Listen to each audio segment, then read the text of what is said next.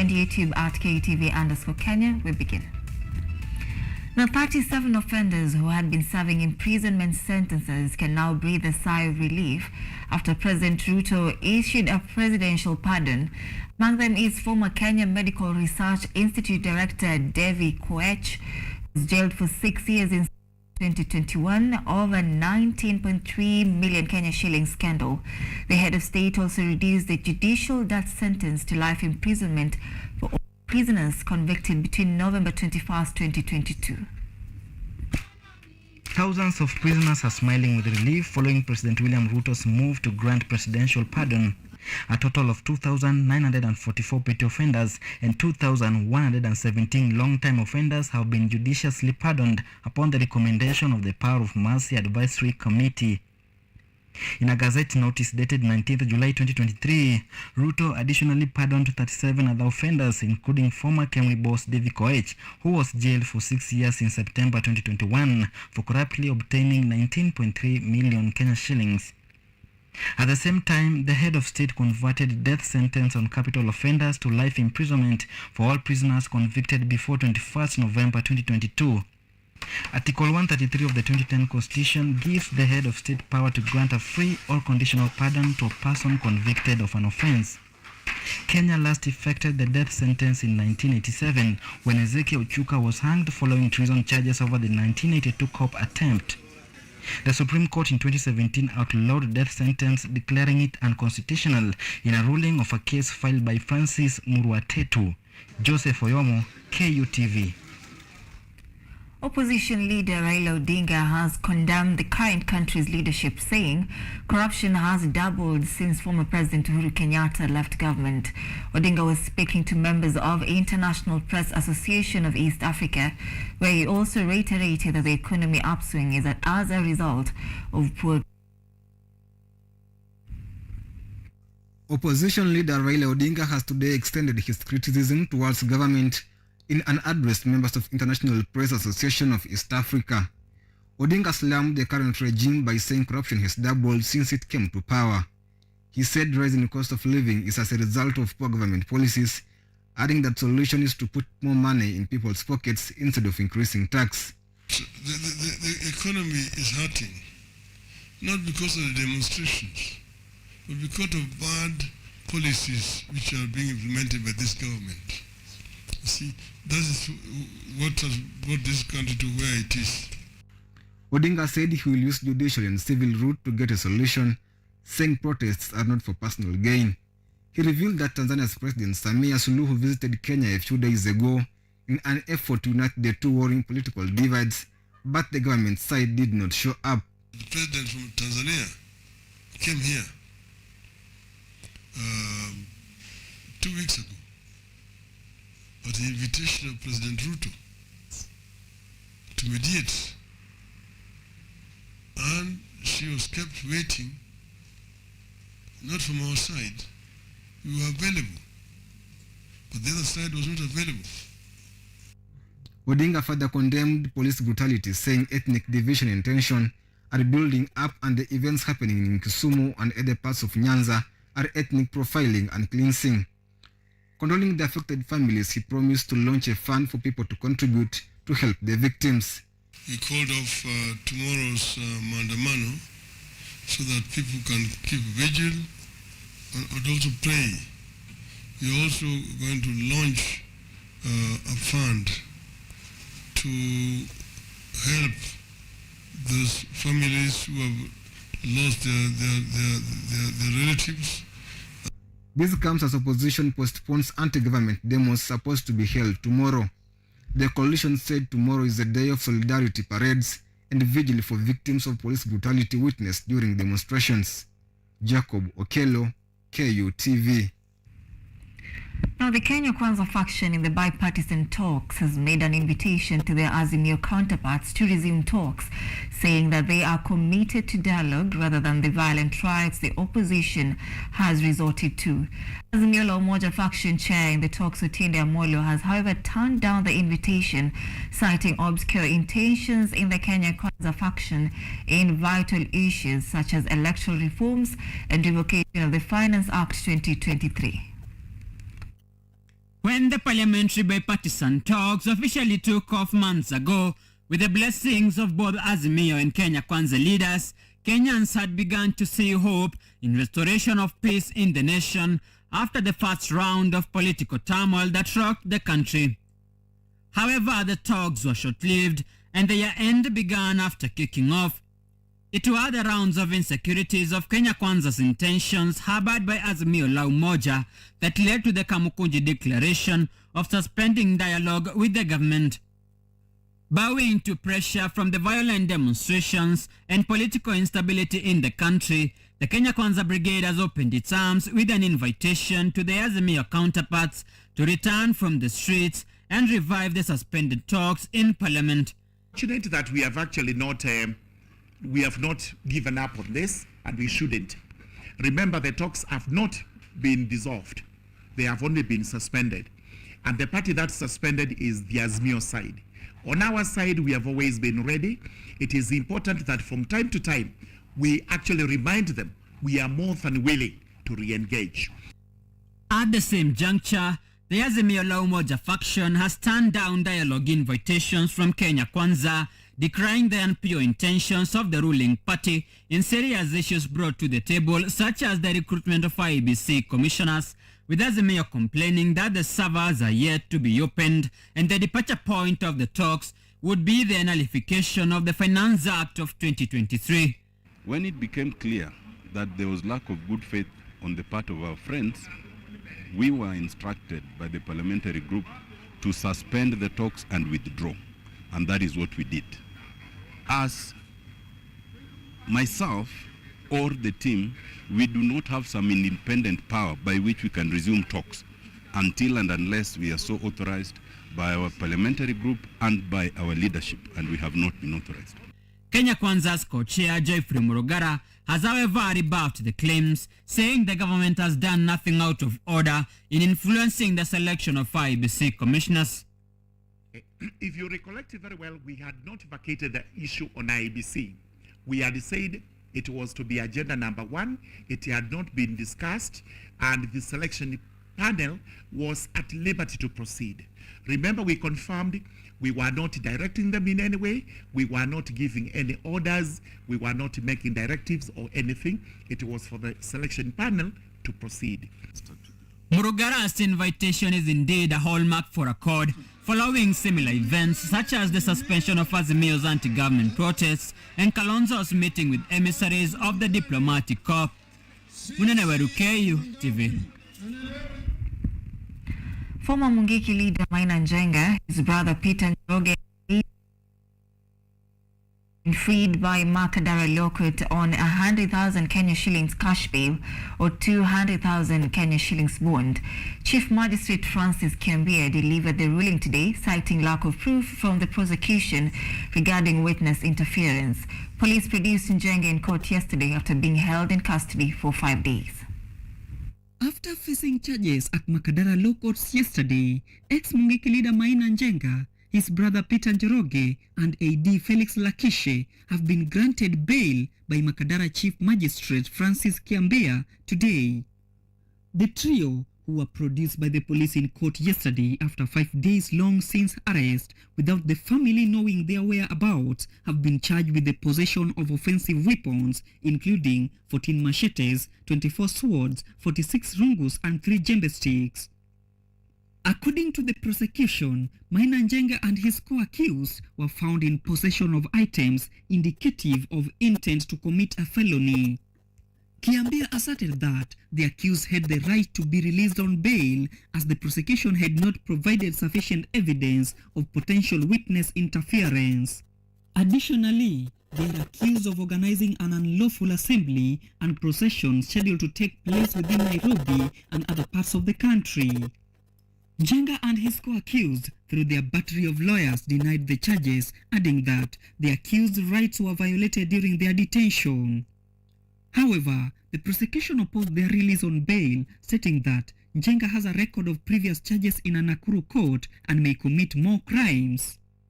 The case is scheduled for mention on September 18, 2023, with the hearing set for December 4, 2023. Patrick Oduor, KUTV. Now, Interior Cabinet Secretary Professor Kithure Kindiki has today visited West Pokot and Elgeyo Marakwet County to inspect progress of construction of the Tengul Komologon Keren Road, termed as Amani Road. Kindiki says that the road is meant to serve as security roads in cases of attacks. The CS has also addressed the security barriers at Kalia Market at the intersection of Elgeyo Marakwet and West Pokot counties. Salma Swaleh with more. Construction of Tangul Komologon Keren Road, to be termed Amani Road, which links Elgeyo Marakwet County and West Pokot County, was inspected by Interior Cabinet Secretary Professor Kithure Kindiki today. Kindiki says that the Amani Road, which is meant to ease accessibility to services and movement of people, is mainly meant to serve as a security road that will enable law enforcement agencies to respond promptly to distress calls and pursue armed criminals and bandits in case of an attack. Njia moja ya kuhakikisha kuna amani ni kutengeneza barabara ambayo itapasua ndani ya hii msitu, ili tuhakikisha wakati kuna fununu ya kwamba kuna wakora mahali wanaenda kujificha, askari wetu, maafisa wetu wa usalama wawe na nafasi kuingia huko ndani na kufurusha wale wakora wa. The CS has also reopened the Kamologon forest that has been a hideout for bandits for a while and instructed national operation in the forest in search of bandits and criminals who are hiding in the forest. However, Kindiki has assured the residents of Kamologon forest of security during the operation. Hiyo msitu tunaifungua na tunatangaza operation ya kimataifa. Tunaanza operation kwa hiyo msitu ili kutafutana na wale watu wote na wakora ambao wanajificha huko. Kindiki has, however, promised the people of West Pokot and Elgeyo Marakwet the deployment of National Police reservists in the area to ensure security is maintained. Nimeomba vile upande wa West Pokot tupeane National Police Reserve NPR, tutapeana. Tuna ubaguzi wowote, ila sehemu kulingana na ile security needs iko pale, incidents of crime ndio ina determine mahali tutaweka National Police Service. The CS has warned any person who is planning to distract the peace of the country, saying that he will not spare any of them. Salma Swaleh, KUTV. All right, it's 15 minutes past the top of the hour. We are taking our very first short break at this point. Of course, we're coming back with an interview on investments in SACCOs, so stay with us.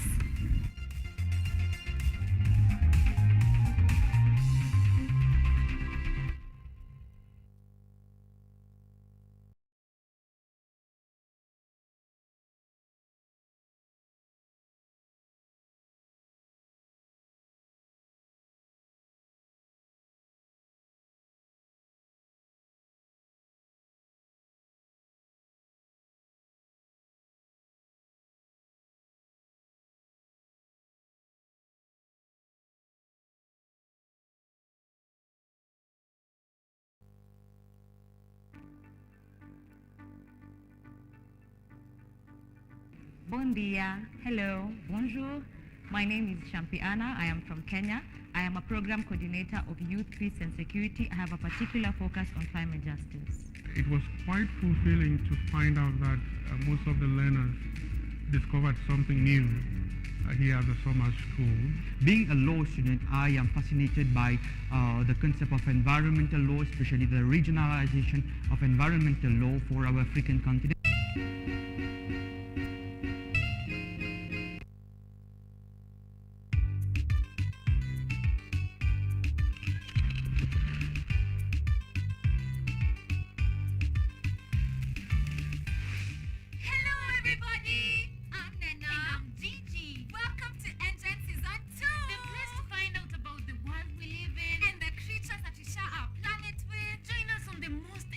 Adventures across the African continent. See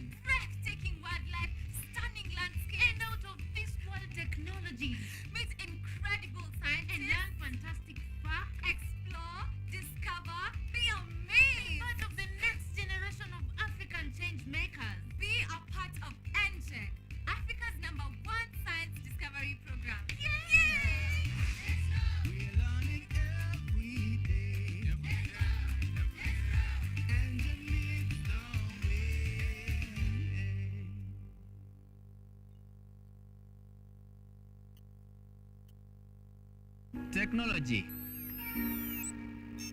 science, innovation, ICT and research. These are the ingredients upon which the solutions to the 21st century problems are founded. In a world that is rapidly changing, it's all hands on deck to ensure a balance in all fields of life.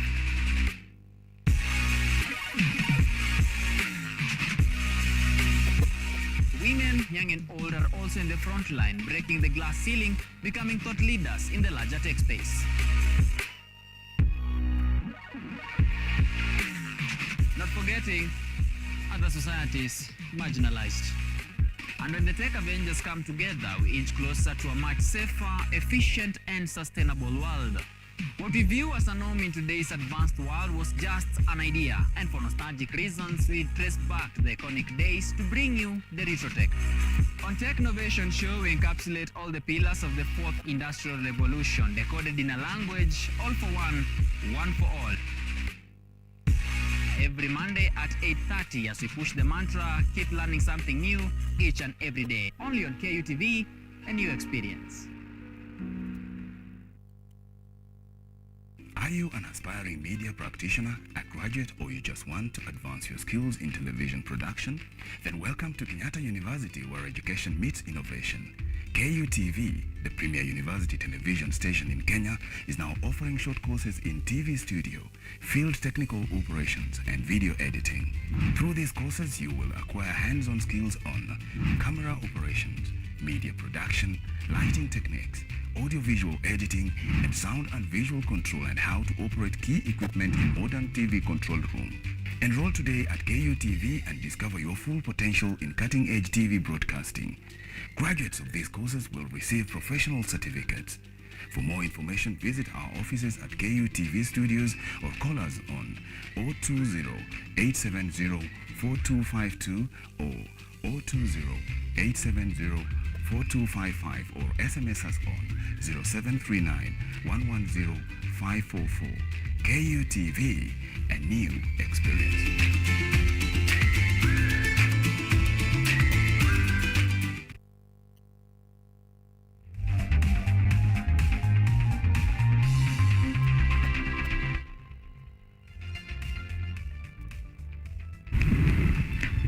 Welcome to the broadcast. Of course, you're watching KTV Primetime News.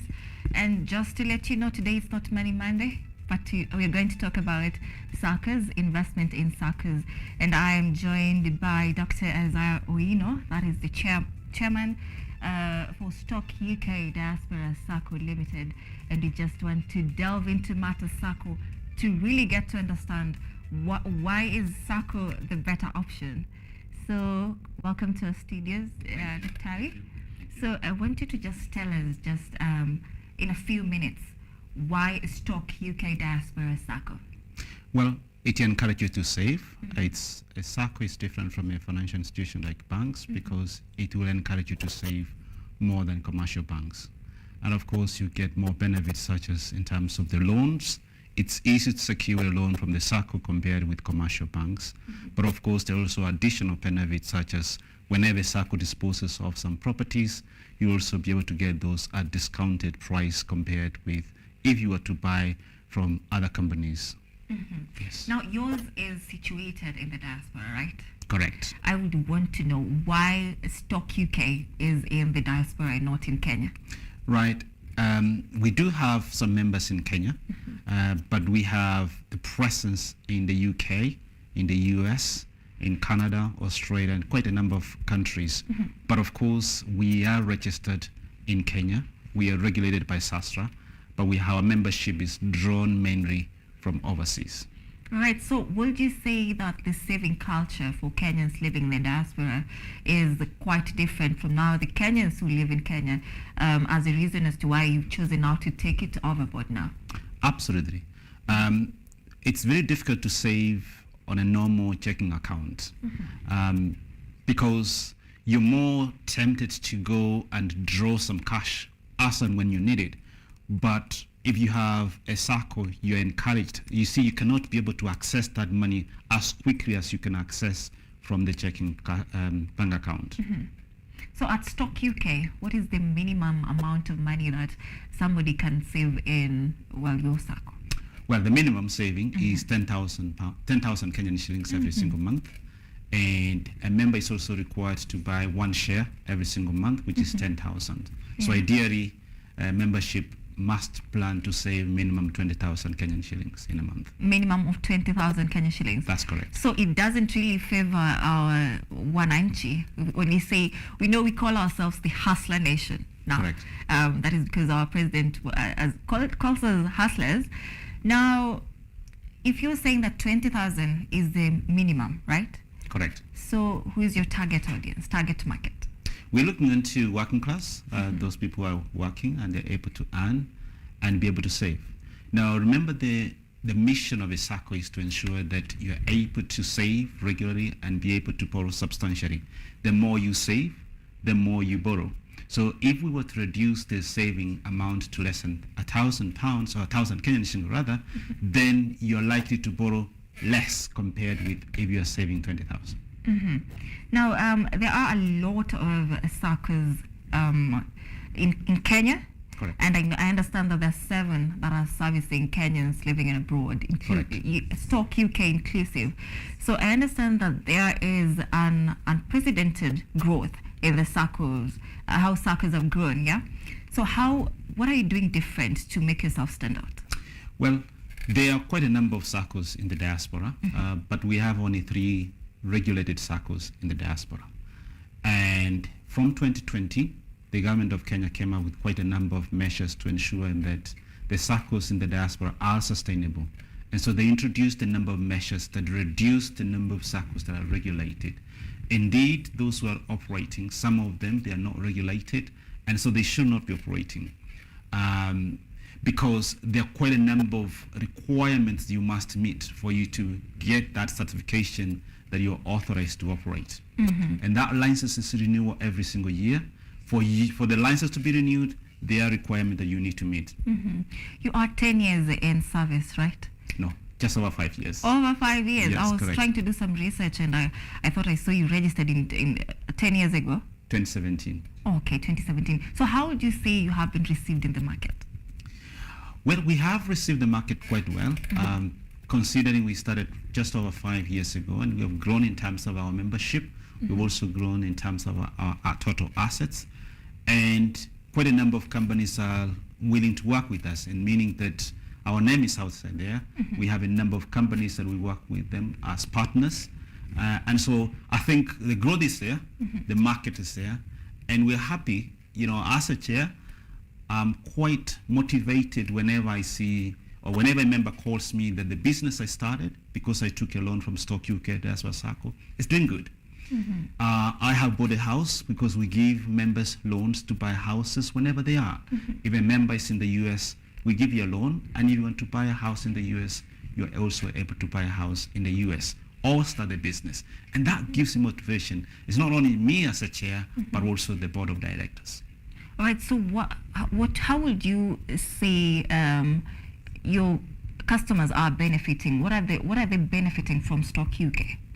Well, a number of benefits. Number one is that we give interest on their savings. We also give dividends. What is the interest rate, by the way? The interest we gave, in terms of the interest for the saving, we gave 7.5% last year, and we also gave 8% dividends last year.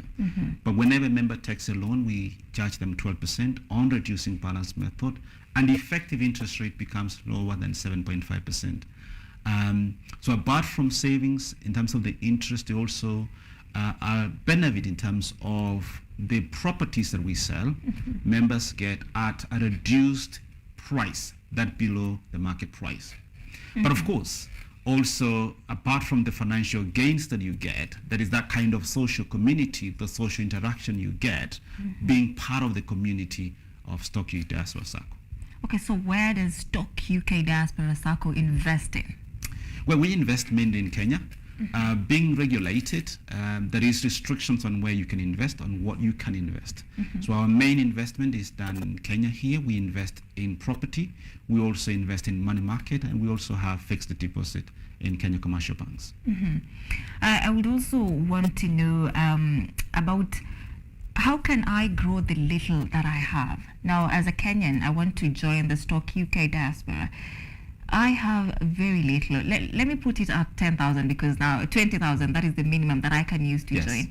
But this is the salary that I get, 20,000, for instance. How do I get to grow this little that I already have and save it at the same time? A saving culture, and I think there is quite a number of a saying which says save before you spend. So you look into how much you're earning, and if you're able to spare 20,000 or 10,000 minimum, because the 10,000 shares, one share is optional once you have achieved your core capital. Our core capital is 100,000. Once you have your core capital 100,000, you can decide that you're going to concentrate on saving only 10,000, and you don't have additional shares in terms of your core capital. So if you can be able to spare 10,000 minimum, then you're able to grow your savings, because if you save, you're earning interest from your saving. Can you imagine if you had 1 million and we gave you 7.5% in terms of the interest? That's quite substantial interest you're getting. When you look into interest you get from commercial banks, and I give an example of the UK and the US, the interest rate on your saving is less than 0.25, less than 2.05. Compare that with 7.5%. That's quite a substantial difference. And so let your money work for you. You've worked so hard, make sure you save it, or you put it at the right place where it can grow. All right. Now, there are a lot of investment options, of course, in the world. So why are SACCOs better than banks, money market funds? We have bonds, treasury bonds. Why are SACCOs the better option? The first one is the interest rate that the SACCOs will give you in terms of your savings is higher than the commercial banks. Remember, if you take a loan from the commercial bank, you'll pay an interest. The same way you take a loan from a SACCO, you pay an interest. But part of that interest you pay, you'll get it at the end of the year. You don't get that in the commercial banks. And similarly, when it comes to a SACCO and they're disposing any of the properties or any asset, you get an advantage of securing that property at a reduced price or at the discounted cost. And of course, we also work with other partners. For example, we work with Centum Re. Whenever they're selling properties to our members, they sell them at a discounted rate. And you don't get those kind of benefits with commercial banks. You're saying you're being regulated by SASRA. Now, does SASRA tell you where to invest in for your customers' interest, or you just invest in the outlets that you just told us? Now, the reality is that when you're regulated, there is restrictions on where you can invest and how much you can invest. For instance, when it comes to SACCOs, there is the maximum you can invest in land and properties is 10% of your total assets. You cannot invest in cryptocurrency. You cannot invest in overseas. But if you want to invest more than 10%, then you need to seek permission from SASRA to invest more than 10%. Or you want to invest overseas, then you need to seek permission to invest in those markets. All right, now, how much can I get from Stock UK? Maybe I want a loan, and I have put there my 20,000 Kenya shillings. How am I eligible for this loan, and how much can I get? Great. So once you join, you have 6 months, what's known as 6 months cooling period, that you continue savings, and then we multiply 4 times your savings. Remember what I said from the beginning, the more you save, the more you can be able to borrow. So if you have saved 100,000, then you can borrow maximum 400,000. But that 400,000, we need to ensure that it's secured. So it can be secured either using your title deed or using your guarantor who can guarantee you the remaining amount that you don't have. Say, for example, you have 100,000 and you're borrowing 400,000, so the 300,000 must be secured. As a chairman of a SACCO that is operating in the diaspora, of course, what would you say is the future of SACCOs now worldwide, not only our country, Kenya? I think we have some statistics in terms of the total assets that are held by the SACCOs is actually more than that from financial institutions such as banks. The future of the SACCOs, as long as they are prudently run, as long as they are regulated, the framework is right, the future of the SACCOs is bright. because it encourages to save. And that's a key message. If you have a checking account, commercial banks, they don't encourage you to save. With Stock UK Diaspora Sacco, we have a team that monitors your savings. And so if you miss 1 month or 2 months, you will receive a call, you will receive an email that you have not been able to save for the last 2 months. Why? Can you be able to bring up your savings? You know, they are encouraging to save, so you can get more interest. You can borrow more. That's not something you can get from commercial banks. So we are winding up, by the way, but I want to know how does these employees, somebody on a payroll, how can they join now Stock UK Diaspora? And I want you to convince them through that camera. Tell us why you think Stock UK is the better option, really. Now, joining Stock UK Diaspora Sacco is quite simple. You go into our website and you click Join Us Now, and the process will take you about 5 minutes. Now, once you have completed the joining process or the joining form, then you're able to send your 10,000 registration fee. We open your members portal, and your members portal works like a bank statement. Whenever you send the money, we will update your statement, and you're able to log in and you see your transaction. When you want to borrow money, you again make the request in terms of your loan application via your members portal. Quite straightforward. There isn't much in terms of bureaucracies in terms of completing the forms, bureaucracy in terms of loan application. The rules are quite straightforward, and you're able to apply for the loan. Now convince them why they should actually choose Stock UK Diaspora Sacco. Now, Stock UK Diaspora Sacco, what's different from us is in terms of the interest rate we give. Now, if you look onto the average interest rate that the banks charge or the other SACCOs charge, it's about above 12%. But with Stock UK Diaspora Sacco, it's 12% on reducing balance method, which becomes below 7.5% effective interest rate. And of course, we're very clear in terms of whenever we are disposing a property. We have a lean management. We have a very small team in Nairobi office, and so our expenses are very low. And so whenever we sell a property, whenever we have a profit, we will give a substantial amount of money towards you as a member of Stock UK Diaspora Sacco, which you don't get from other SACCOs. Do you operate online, or you do it physically? In terms, we don't have office, we don't have front office yet. So all the transactions are done online. You send money, and you don't send money into an individual, you send money into our bank. We bank with KCB, we bank with Cooperative Bank and Equity Bank. All those transactions are audited. Because we are regulated by SASRA, we send our quarterly returns that get audited. We also have the external auditor who audits us. We also have the supervisory committee, which also acts as the watchdog of you as a member of Stock UK Diaspora. All right, thank you so much, Dr. Isaiah Oino, for gracing our studios. We really appreciate it. You're most welcome. All right, that was a conversation on investment in SACCOs, and Dr. Isaiah Oino, like I had said, is the chairman at Stock UK Diaspora Sacco. I'm really trying not to call you Owino, but I'm getting that. I'm getting that right.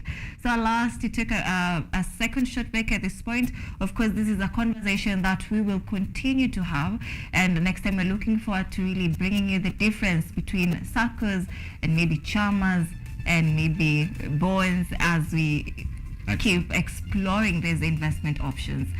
So we take this break. Thank you.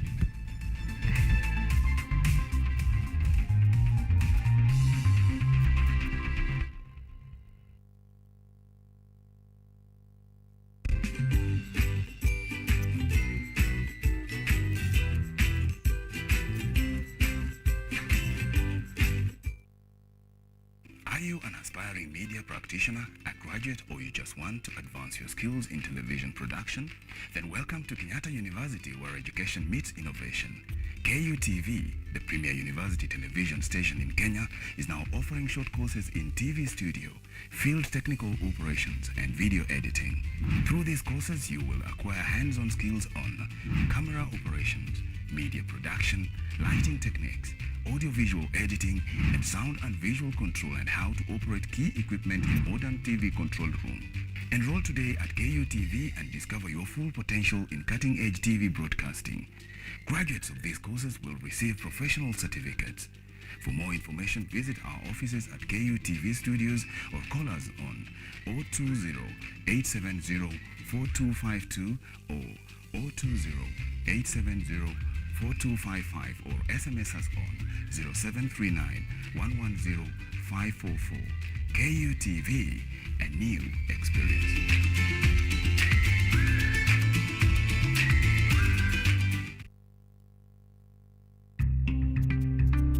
When your teeth are in good condition, it boosts your confidence and also your positive self-image. And today we are going to be talking about various dental services. We are coming to you from Bright Smile Center, where they keep your smiles bright. Teeth alignment.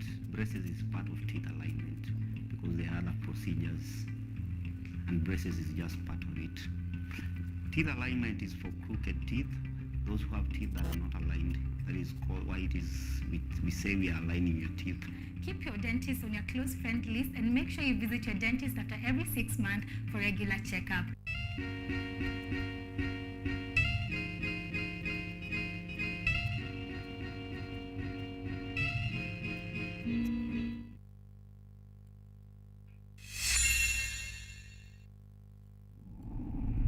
This is the first time? Yeah, I'm kind of scared, but I can do this. Yeah, mess with me. Yeah, let's do this, man.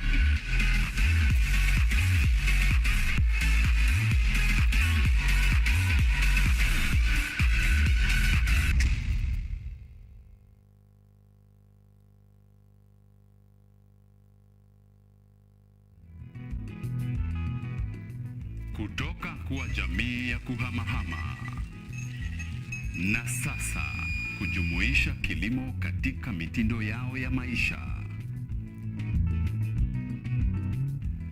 Kwenye toleo la kaunti ya Narok, hii ni Boresha Kilimo, kwani afya bora ni kilimo bora.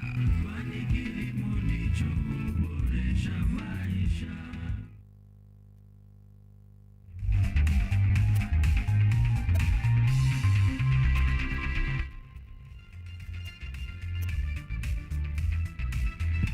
Right, welcome back. Let's continue with our coverage. Now, following a multi-agency security operation in Laikipia North Sub-County to flush out bandits, authorities have recovered a gun believed to be used in committing crimes in the area. Laikipia County Commissioner Joseph Kanyiri, while confirming the incident, revealed that an AK-47 rifle magazine pouch and 2 rounds of ammunition were recovered in the Doldol area by police. Authorities in Laikipia North Sub-County had vowed earlier this year to flush out bandits in Mukogodo Forest to restore peace in the region. Following the ongoing multi-agency operation of bandits said to have been using Mukogodo Forest as their hideout to conduct the attacks, Laikipia County Commissioner Joseph Kanyiri confirmed the recovery of an AK-47 rifle, magazine pouch, and 2 rounds of ammunition in Doldol area. Today we are here to receive and acknowledge receipt of a recovered firearm, AK-47 make, a magazine and 2 rounds of ammunition, a caliber that is used by that firearm. And we are happy this was surrendered through the efforts of the security team there and elders in Laikipia North. We are so happy, we want to thank them. At the same time, Laikipia County Commissioner appealed to the civilians who could be in possession of more firearms to voluntarily surrender them before the expiry of the amnesty as the security operations continue. He also warned that those found illegally in possession of firearms would face charges in the court of law. There are many more firearms being held illegally by civilians, and our request is that the same be surrendered to the government the same way this has been surrendered. Those who surrender voluntarily, there is an amnesty for them, but for those that we already know have firearms, we will soon be going for those firearms, and we shall recover them.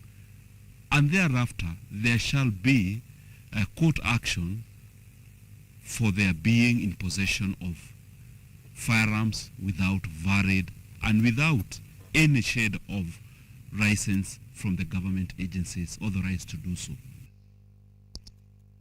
The county commissioner called on residents to cooperate with security agencies conducting the operations aimed at eradicating bandits who hide in Mukogodo forest after committing heinous acts. We want to request wananchi in that area to continue cooperating with our security agencies. We want to sanitize, we want to pacify Mukogodo forest, which for quite some time has been a hideout for cattle rustlers and bandits. This comes at a time when the country is battling banditry attacks, which are on the rise despite the security operations being conducted in war-torn areas of West Pokot, Elgeyo Marakwet, Baringo, and Samburu counties. Dorothy Mosioka, KUTV. A spot check by KUTV on the Kenyans' opinion regarding the anti-government protest, which will henceforth be held in a form of solidarity parades and vigil, has revealed that majority of Kenyans are calling for Azimio la Umoja and the Kenya Kwanza leaders to work together to solve the major problem of high cost of living affecting citizens. Lynette Maina reports. In the wake of on and off protest fueled by Azimio la Umoja coalition, a section of Kenyans still claim that the main issue of high cost of living that led to many people resorting to demonstrations has not yet been resolved, hence calling on the government to employ different problem-solving tactics. Whether the anti-government protest will push the country's leadership into heeding to the Kenyans' cry on the state of the economy, Bernard Mwea, who is a businessman and also a resident of Kawangware town, had this to share. Wakenya saa hii tunafinyika na maisha, sababu hata saa hii wengi wetu kukula tunakuleanga kibahati ama kimungu, na vile tuliahidiwa na hii serikali imeingia, walikuwa wanasema maisha yatateremsha, lakini sasa ndio wamepandisha. So tuelewi kama tulikuwa tunadanganywa ama ni nini. Vile kwanza hii kiongozi huyo ameingia Bwana Ruto, vile wakati alikuwa anataka kura zetu, vile aliongea sio saa hii vile anatuonesha na vile anatutendea. Kwanza amekuwa mtu mwingine tofauti sana.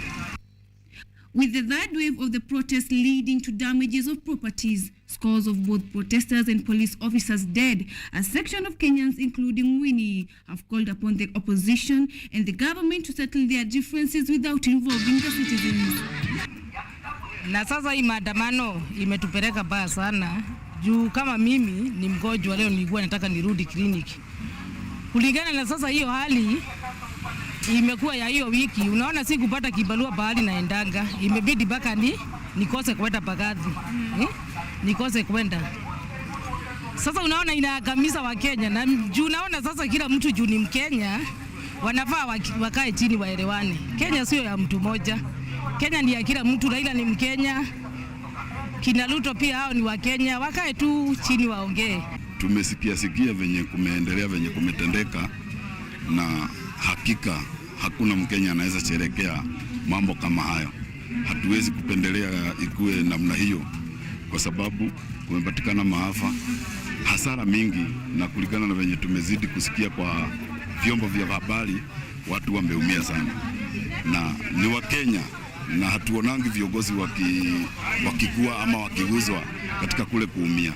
Although Article 37 of the Constitution gives every person the right to hold peaceful and unarmed demonstrations, other citizens seem to support the protest, claiming that it might be the only way for the government to consider their cry.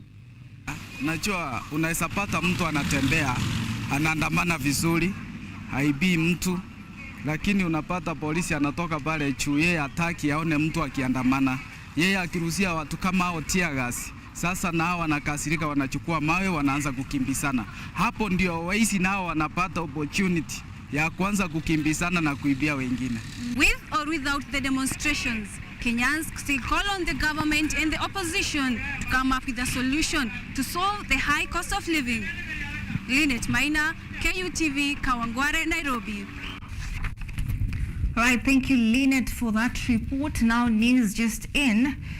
President William Ruto has extended an olive branch to former Prime Minister Raila Odinga, that is the opposition leader. President William Ruto has moment ago made this statement on his Twitter account, inviting the Azimio leader for a one-on-one sit-down. Ruto says he is off to Tanzania for a human capital meeting, but he will be back tomorrow, and then he will be available for a one-on-one meeting with Raila anytime at his convenience.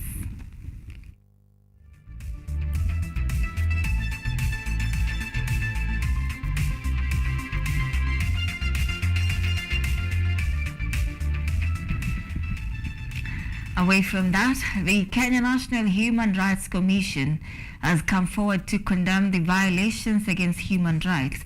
This is in regard to the recent anti-government demonstrations that led to the loss of lives. And as Yvonne Kemuma reports, the Commission raised serious concerns about the widespread and blatant disregard for human rights principles and standards by both rogue demonstrators and security agents. The Kenya National Commission on Human Rights has today condemned violations against human rights witnessed during the recent nationwide demos in the country. In a press statement issued earlier today, the Commission expressed concerns on the rampant disregard for human rights principles and standards by rogue demonstrators and security agents alike.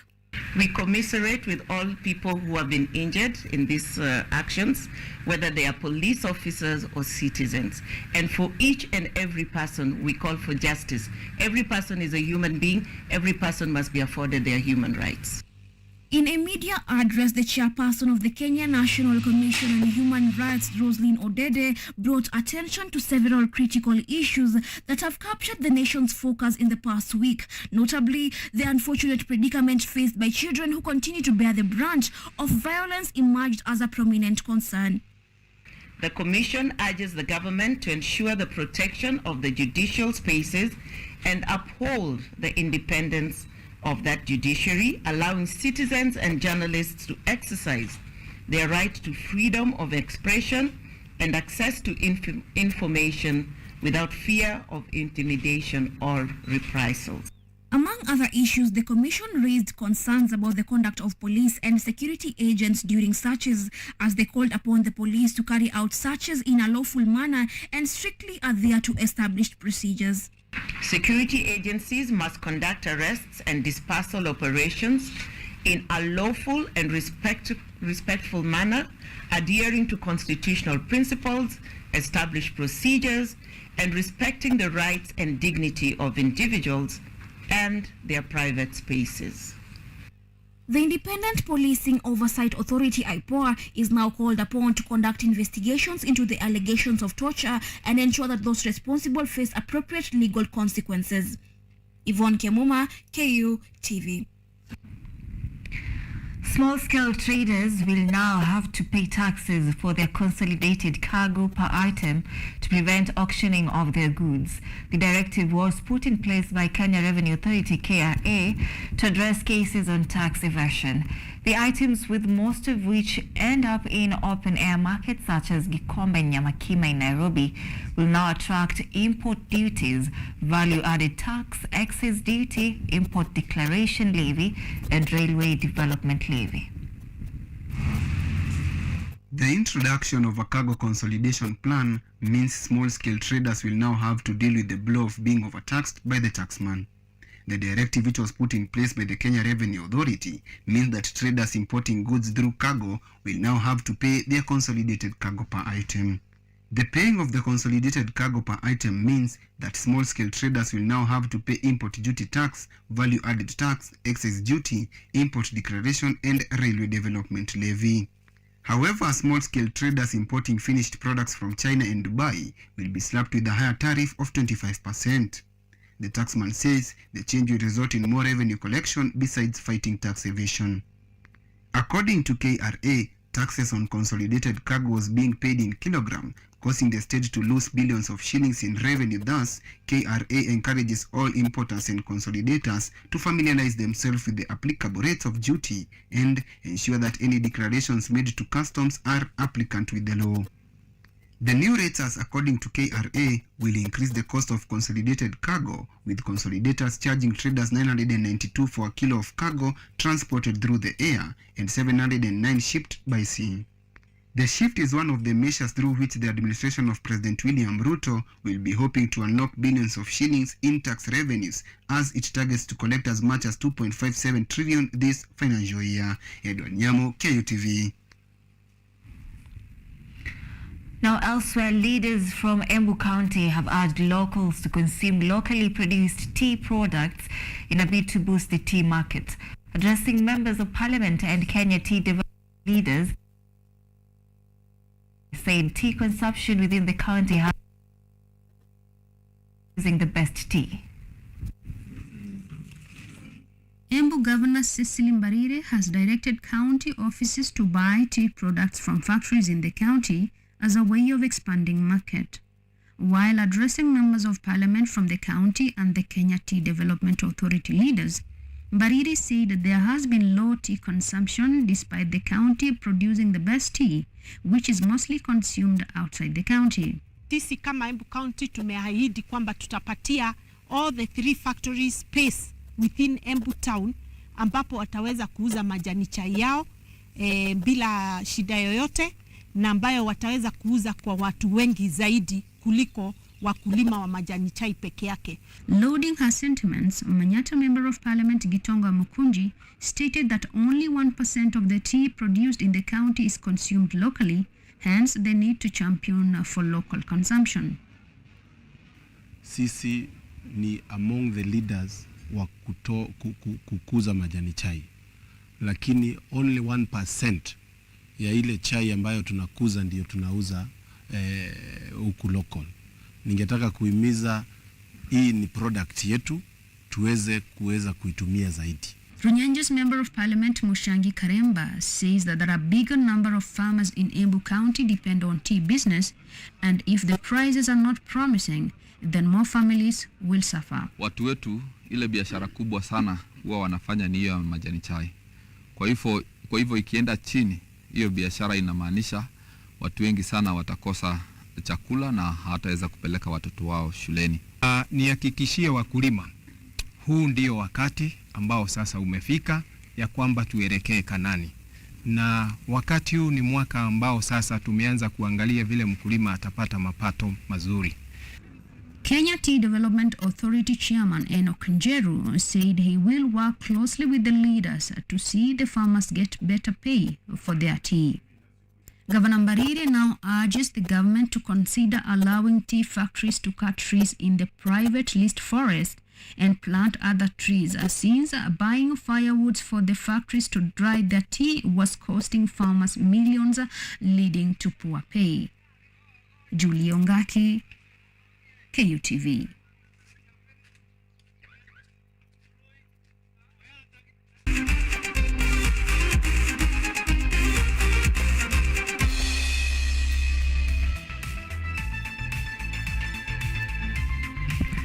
In sports, FC Leopards have settled on former player Tom Juma as their new tactician following the exit of Belgian Patrick Ausems after 3 years in charge since his appointment in February 2021.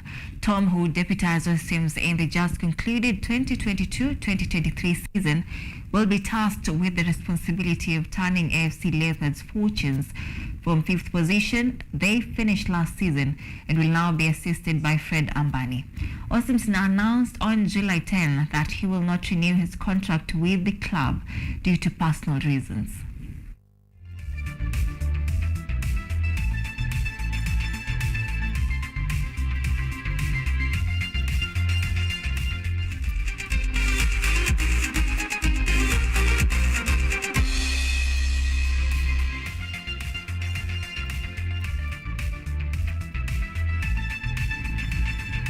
Alright, that brings us to the end of our bulletin tonight. Many thanks indeed for keeping us company. Be sure to stay tuned for our subsequent bulletins. We will be bringing you up to speed with everything that is taking center stage in the country. So stay with us until tomorrow. We meet again on Sunday. My name is Ann ODIDA. Our sign language interpreter tonight is Evan Sobiambo. Have yourself a good night.